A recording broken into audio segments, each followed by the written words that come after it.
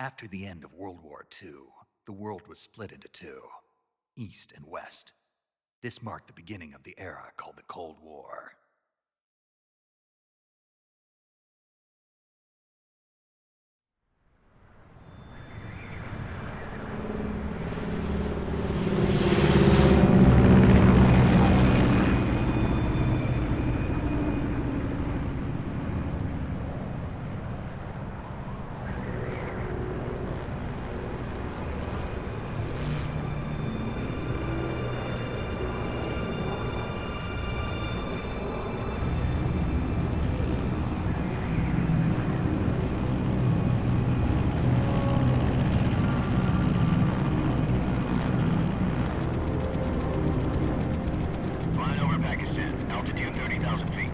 Approaching Soviet airspace. 20 minutes to drop off. Commencing internal depressurization. Equipment check. Arm main parachute. All right. You ready to go? Drop zone still showing a high pressure mass. Cav okay. Good. We've got high visibility.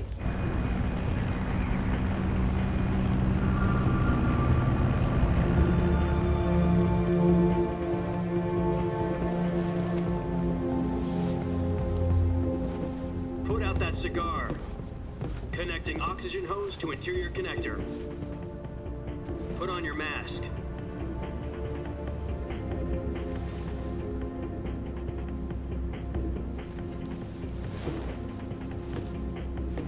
Does this panty waste know what he's doing?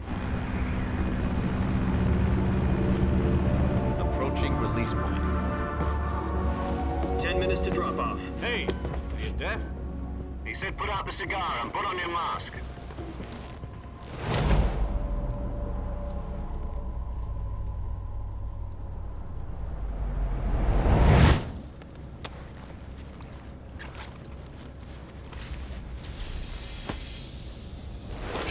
Depressurization complete.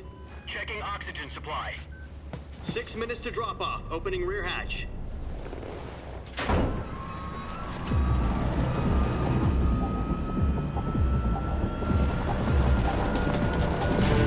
Sunrise.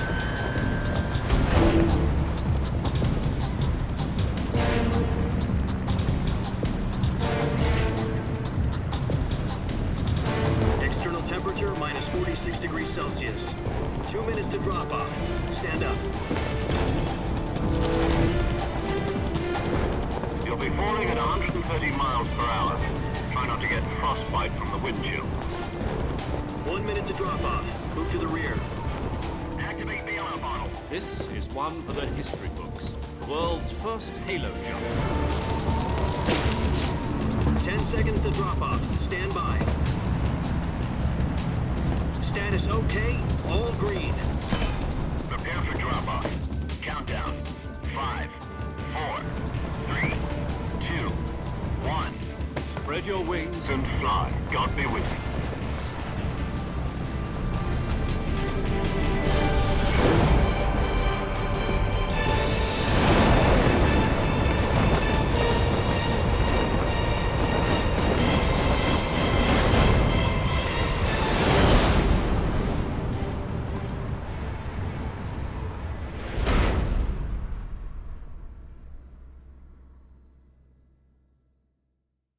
Jack, I've got some important news.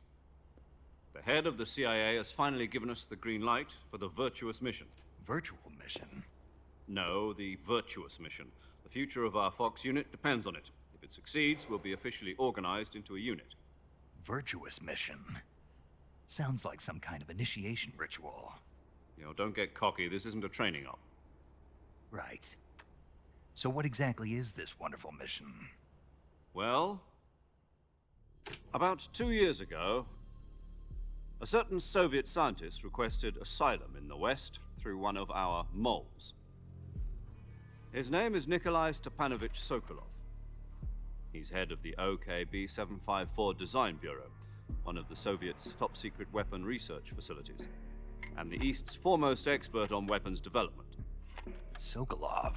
Isn't he that famous rocket scientist? The very same.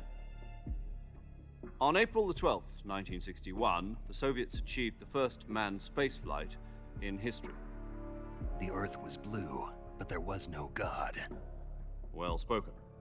The rocket that carried Yuri Gagarin into orbit was the A-1, known as the Vostok rocket. Sokolov is said to be the man most responsible for the multi-engine cluster used in that rocket. After Gagarin's flight, Sokolov left rocket development to become the head of the newly established Design Bureau. From a lowly technician to head of a design bureau, that's quite a success story, so why do you want to defect?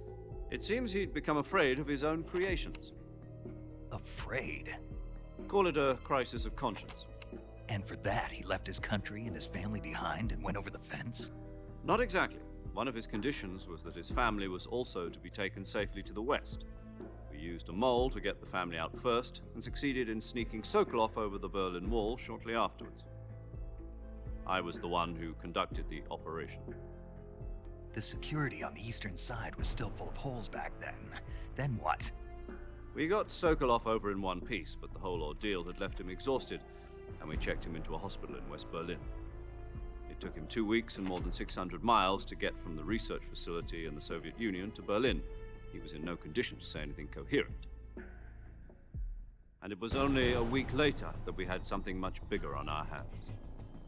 The Cuban Missile Crisis.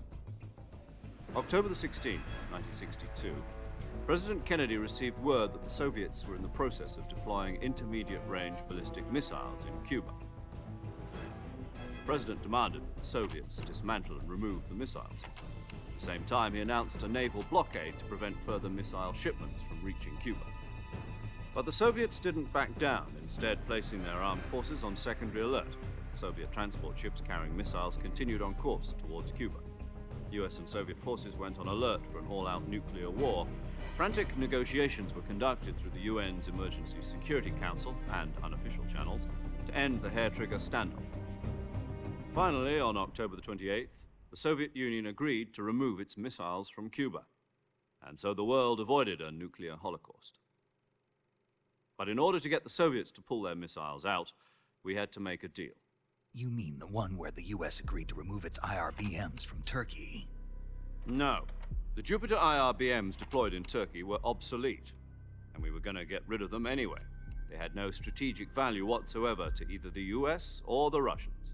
The Turkey deal was a ruse, a cover story that was fed to the other intelligence agencies around the world. So what did the Russians really want? Sokolov. They wanted us to return Sokolov. You mean the Soviets pulled out of Cuba just to get their hands on Sokolov? That's right. What the hell was he working on? At the time, we had no idea. We were running out of time. It was either give up Sokolov or risk full-scale nuclear war. In the end, we had no choice. President Kennedy gave in to Khrushchev's demand. The next day, I got Sokolov out of the hospital, handing him over to agents on the eastern side. Sokolov kept on screaming, "Save me," until he disappeared from my sight. Then, a month ago, we received some new information from one of our moles. About Sokolov? Yes. He was taken back to the research facility and forced to continue working on the weapon in question under KGB supervision. What's more, it's on the verge of completion. So what kind of weapon is it? Something to do with space rockets? No, missiles. Same technology. I guess you're right. We don't know the details, but it appears to be a new kind of nuclear device. For half a year now, the Soviets have been conducting frequent nuclear tests at Semipalatinsk. Something to do with the weapon, I assume. We're talking about a secret weapon so big that Khrushchev was ready to pull out of Cuba to get it back. Is Sokolov still in the facility? No. According to our intelligence, he's in Selino-Yarsk, a place in the mountains about 3 miles to the west that's known as the Virgin Cliffs. The Virgin Cliffs. Nice name for a virtuous mission. They moved him there just recently. Why? Apparently, they're conducting a field test of the weapon, but it's our best chance to get him back. This mission would never have been possible if he was still in the research facility. This is our last chance. Sokolov must have known that too when he contacted us.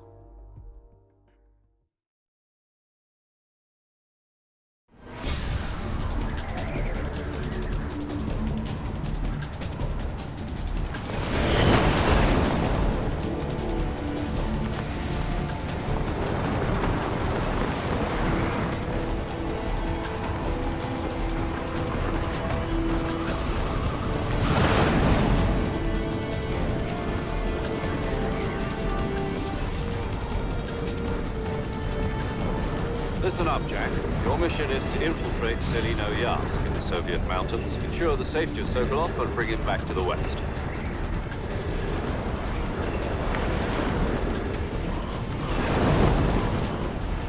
If we don't get Sokolov back before that weapon is complete, we'll be facing a major crisis.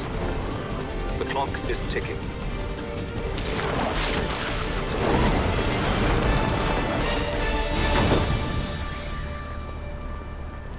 Once we've confirmed the rescue of Sokolov, stand by at the recovery point. A recovery balloon will be dropped at that point.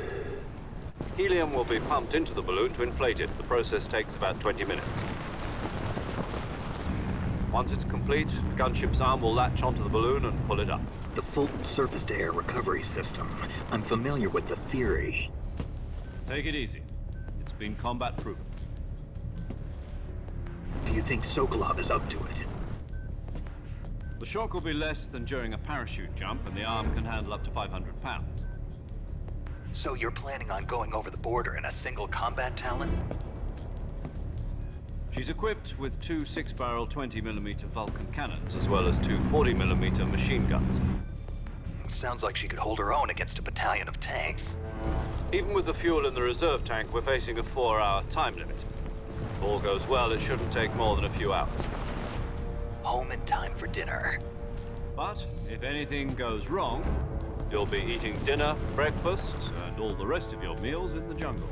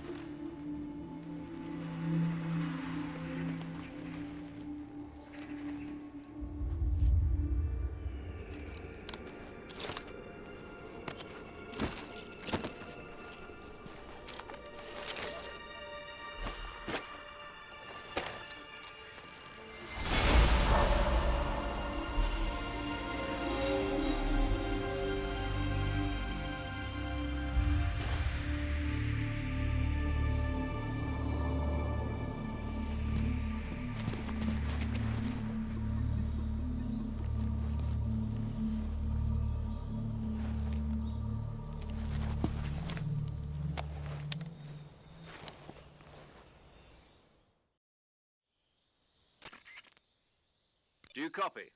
You're already in enemy territory, and somebody might be listening in. From here on out, we'll be using code names to refer to each other. Your code name for this mission will be Naked Snake. I'll be referring to you as Snake from now on. You're not to mention your real name. Snake? Oh, you don't like snakes? What do you mean? Well, you've eaten one before, haven't you? In survival training. I'm glad to hear that. I don't know if I'd ever order one in a restaurant, but... Be careful, you might not have a choice. What about you, Major?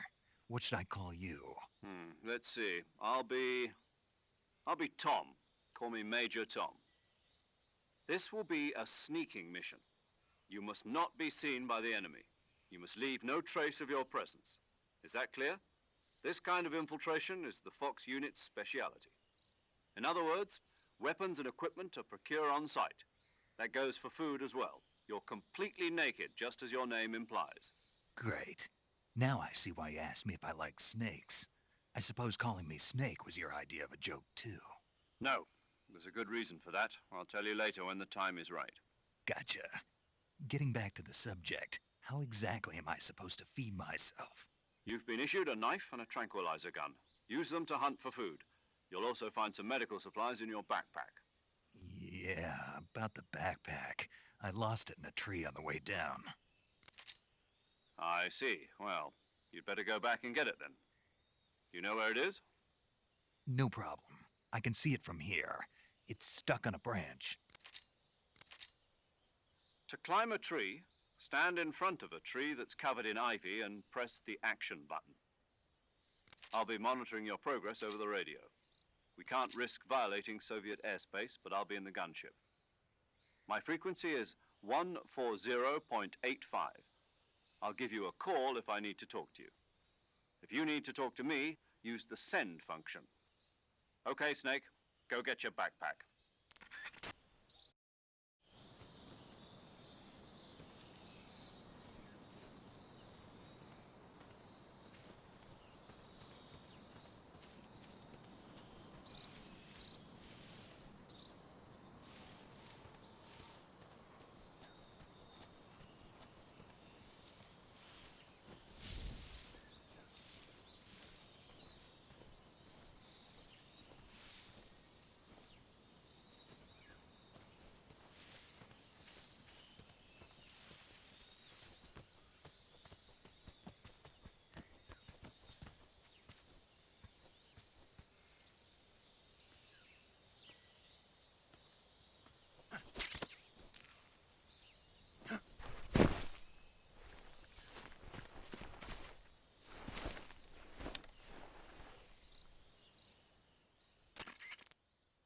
I see you've retrieved your backpack, Snake.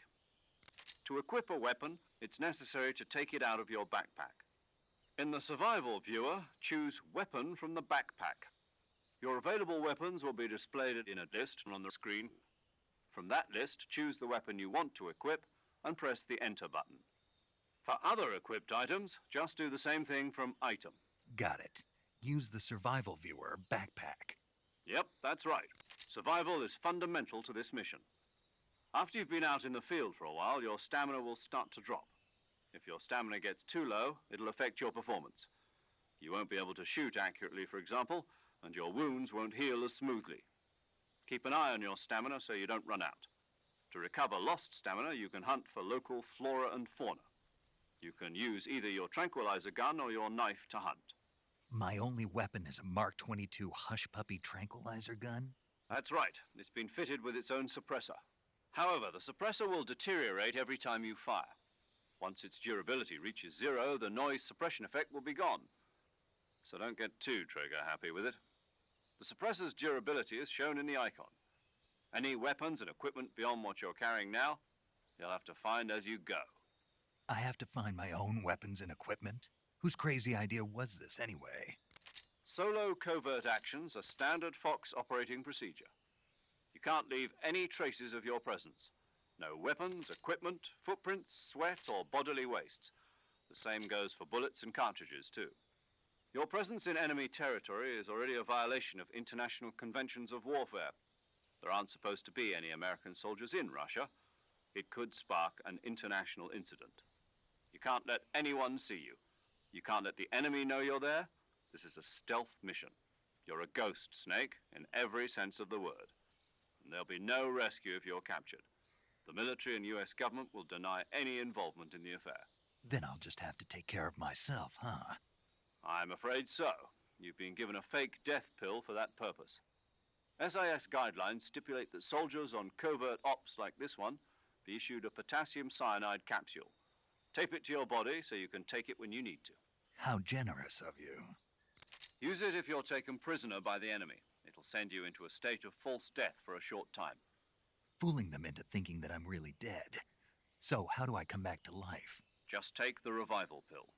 You mean that thing they put in my tooth before the mission? That's the one. But be careful. If you remain in a state of false death for too long, nothing will be able to bring you back. Remember that. I'll keep it in mind. You said this was a solo mission, right? Right. I guess that means I can't count on any reinforcements. Correct. The mission rests entirely in your hands. A real one-man army. Relax. There's a support team ready to back you up over the radio. Who? I'll introduce them to you. This time, survival is of utmost importance. The first member of the support team will be in charge of monitoring your physical condition, acting as a medic, so to speak, as well as recording your mission data. She's a member of Fox as well, and she's here on the gunship with me. She? Hello, Snake. I'm paramedic. Nice to meet you. Paramedic. As in a medic who comes in by parachute. Aren't you going to tell me your real name? Are you going to tell me yours, Mr. Snake? My name, huh? It's John Doe. And they call you Jack for short. You're a regular Captain Nemo. A name means nothing on the battlefield. After a week, no one has a name. What's your name? Jane Doe. Very funny. I wasn't joking, but I'll tell you my name only if you manage to make it back alive. My frequency is 145.73. She's also in charge of recording your mission data. Whenever you want to save, send a message over the reserved save frequency, 140.96. So saving lets me record my mission data. That's right. It also records the state of your health. Good to know. There's one more person I want to introduce you to, Snake. Huh?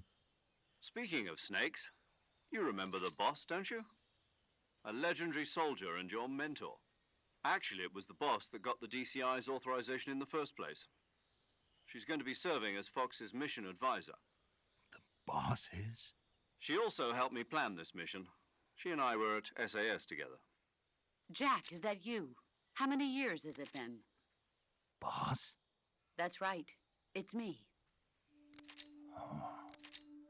Talk to me. Let me hear your voice. It's been 5 years, 72 days, and 18 hours. You've lost weight. You can tell just by the sound of my voice. Of course I can. I know all about you. Really? Well, I don't know anything about you. What's that supposed to mean? Why'd you disappear on me all of a sudden? I was on a top-secret mission. You didn't need me anymore. But there were still so many things I wanted you to teach me. No, I taught you everything you needed to know about fighting techniques. I taught you all I could. The rest you needed to learn on your own. Techniques, sure. But what about how to think like a soldier? How to think like a soldier? I can't teach you that. A soldier needs to be strong in spirit, body, and technique. And the only thing you can learn from someone else is technique. In fact, technique doesn't even matter. What's most important is spirit. Spirit and body are like two sides of a single coin. They're the same thing. I can't teach you how to think. You'll just have to figure it out for yourself. Listen to me, Jack. Just because soldiers are on the same side right now doesn't mean they always will be. Having personal feelings about your comrades is one of the worst sins you can commit. Politics determine who you face on the battlefield. And politics are a living thing. They change along with the times. Yesterday's good might be tomorrow's evil. Is that why you abandoned me? No, it had nothing to do with you. I already told you, Jack. I was on a top-secret mission. A soldier has to follow whatever orders he's given. It's not his place to question why. But you're looking for a reason to fight. You're a natural-born fighter, but you're not quite a soldier. A soldier is a political tool, nothing more. That's doubly true if he's a career soldier. Right and wrong have no place in his mission. He has no enemies and no friends. Only the mission. You follow the orders you're given. That's what being a soldier is. I do whatever I have to get the job done. I don't think about politics. That's not the same thing. Sooner or later, your conscience is going to bother you. In the end, you have to choose whether you're going to live as a soldier or just another man with a gun. There's a saying in the Orient, loyalty to the end. Do you know what it means? Being patriotic. It means devoting yourself to your country. I follow the president and the top brass. I'm ready to die for them if necessary. The president and the top brass won't be there forever. Once their terms are up, others will take their place. I follow the will of the leader, no matter who's in charge. People aren't the ones who dictate the missions. Then who does? The times. People's values change over time, and so do the leaders of a country. So there's no such thing as an enemy in absolute terms. The enemies we fight are only enemies in relative terms, constantly changing with the times. As long as we have loyalty to the end, there's no point in believing in anything, even in those we love. And that's the way a soldier's supposed to think? The only thing we can believe in with absolute certainty is the mission, Jack. All right, but do me a favor. What is it? Call me Snake. Snake. Oh, right. Your code name is Snake. It suits you well. That's right. The legendary unit that the boss put together during World War II was a snake. The Cobra unit, a group of heroes that brought the war to an end and saved the world. As long as you've got a legendary hero backing you up, you'll be fine. Isn't that right, Snake? Yeah, I can't think of anyone else I'd rather have with me. Oh, and one more thing, boss. Yes? It's good to hear your voice again. Same here. After all, who knows if either of us will make it out alive? Snake, you are always best at urban warfare and infiltrating buildings. But this is the jungle. Survival is going to be key. Those CQC techniques I taught you are sure to come in handy. CQC? Close quarters combat, huh? I've been in the Green Berets for the past few years. I'm probably pretty rusty. Not to worry. I'll be here to help you remember. After all, this is your first actual survival mission. I'll be supporting you over the radio. Where are you, boss? Next to the Major? The boss is communicating with us by radio from aboard a Permit-class submarine in the Arctic Ocean. My frequency is 141.80. Call me if you need my advice on battle techniques. Gotcha. Your mission is to retrieve Dr. Sokolov. Dr. Sokolov is being held in an abandoned factory located to the north of your current position. Avoid heavy combat and don't let anyone see you. Don't forget that this is a stealth mission. Snake, try to remember some of the basics of CQC.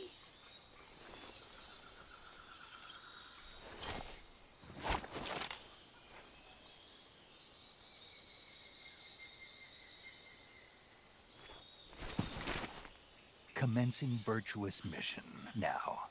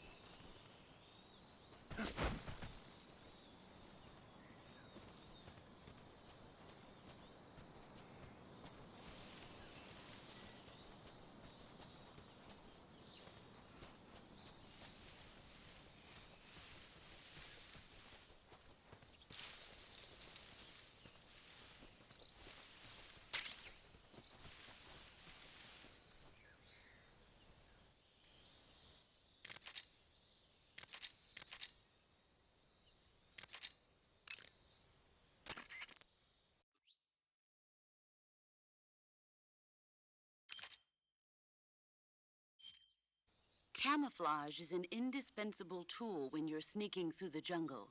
To use camouflage, first press the Survival Viewer button to go to the Survival Viewer. Then select Camouflage and press the Enter button. Select Uniform to select Battle Fatigues, and Face to select Face Paint. Choose battle fatigues that match the surrounding environment. The most effective camouflage is attained by selecting fatigues that blend in with the environment. Camouflage patterns that stand out in your surroundings will attract attention.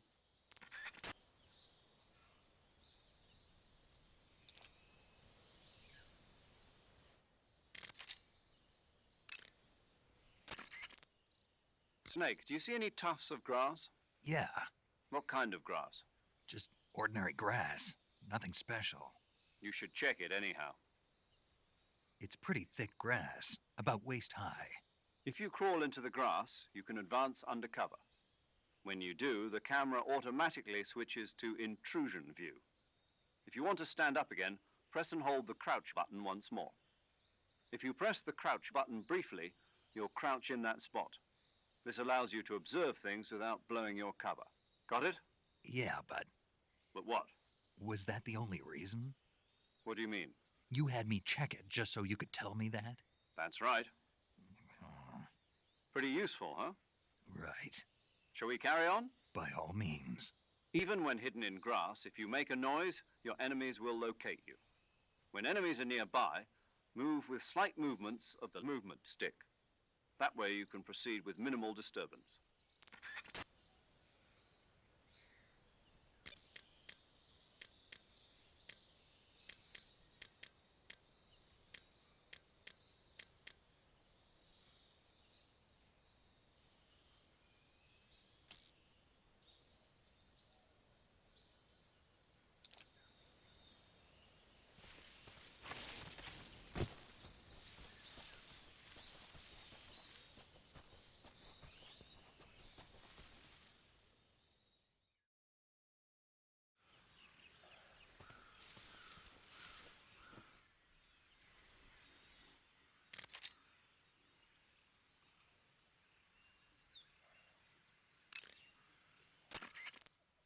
Saving the game, Snake?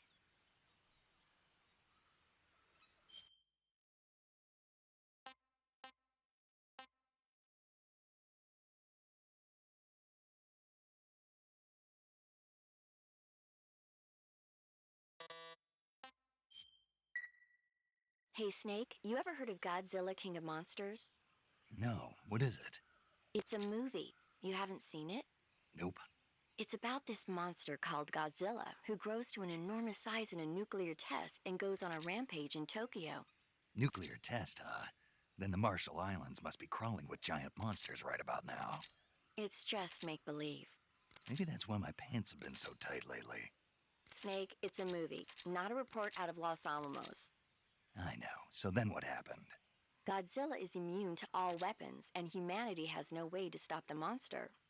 Dr. Shirazawa develops a new type of weapon, but meanwhile Godzilla is getting closer and closer to Tokyo, obliterating everything in his path. It was originally a Japanese movie, but they made an American version too. I recommend seeing the original Japanese one if you ever get the chance. It's mostly mindless fun, but it's also got a serious anti-nuke message as well. Where can I see the original? You'll just have to go to Japan. Really? That's too bad. If you wait 40 years, you might be able to see it in America too. It might even win awards all across the globe in 60 years. Why's that? 2024 will be Godzilla's 70th birthday. You think they're still going to be making Godzilla movies then? Of course. Everybody loves Godzilla. You sure know a lot about movies. I don't suppose you're the movie-watching type, are you? Not really. Okay, then I'll tell you everything I know. When the going gets tough, movies can save your life. It's always good to be able to look at things from a different perspective when you get in a jam. That's the magic of movies. No kidding. Well, I guess it might at least make a nice distraction. That's the spirit, Snake. Have a little fun.